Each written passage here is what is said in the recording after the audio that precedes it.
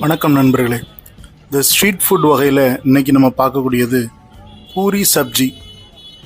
இது எல்லாருக்குமே பூரி எப்படி பிடிக்கும்னு எனக்கு தெரியும்.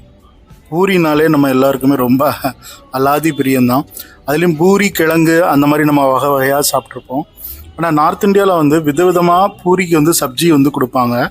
ஒன்று பூரி கிழங்குங்கிறது அது நார்மலாக இங்கே இருக்காது, எப்போது ரேராக தான் இருக்கும்.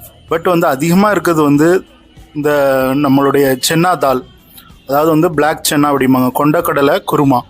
அதை அவங்க சப்ஜியாக பண்ணியிருப்பாங்க, ரொம்ப அருமையாக இருக்கும். ஸோ அப்படியான ஒரு ஸ்ட்ரீட் ஃபுட் கடையில் தான் நான் ஒரு செட்டு பூரி வாங்கியிருந்தேன். இது வெறும் 25 ரூபா தான் எனக்கு ஆச்சுது.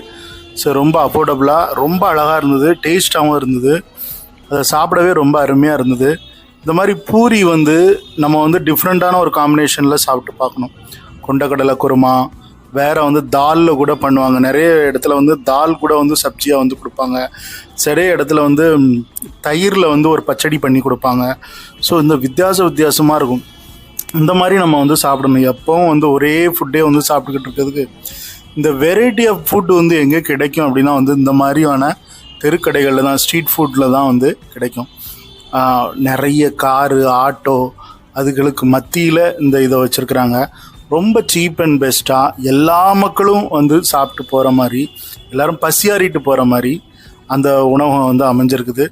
இந்த ஸ்ட்ரீட் ஃபுட்டை நம்ம என்றைக்குமே நான் மறக்கவே மாட்டேன். ஏன்னா நிறைய அனுபவங்களை நமக்கு இந்த பெரிய பெரிய கடைகளில் போய் நம்ம சாப்பிட்ற அனுபவங்களை விட இந்த ஸ்ட்ரீட் ஃபுட்டில் தான் நமக்கு அதிகமான அனுபவம் கிடைக்கும்.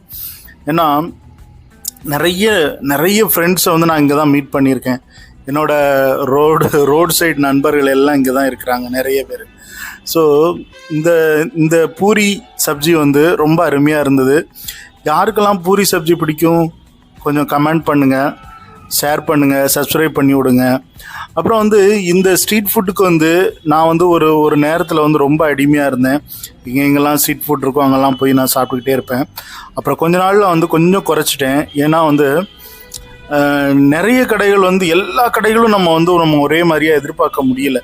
ஏன்னா சில கடைகளில் வெரி அன்ஹைஜீனிக், வெரி பேத்தட்டிக் கண்டிஷனில் அந்த கடைகள்லாம் இயங்கிட்டு இருக்குது. ஸோ அந்த கடை பக்கம் நான் போகவே மாட்டேன். எங்கே கொஞ்சம் க்ளீன் அண்ட் ஹைஜீனிக்காக நம்மளை ஓரளவு நம்மளை ரிசீவ் பண்ணக்கூடிய ஒரு இடமா இருந்த இடத்துக்கு தான் நான் போவேன். அப்படியான ஒரு இடம் தான் இங்கே போயிருந்தேன். ரொம்ப அருமையான பூரி சப்ஜி சாப்பிட்டேன். பூரி சப்ஜின்னு சொல்கிறத விட பூரி கொண்டக்கடலை குருமா. யாருக்கெல்லாம் பிடிச்சிருக்குமோ லைக் பண்ணுங்கள். சரி, நான் மீண்டும் உங்களை அடுத்த வீடியோவில் சந்திக்கிறேன். நன்றி, வணக்கம். சப்ஸ்கிரைப் பண்ணி விடுங்க.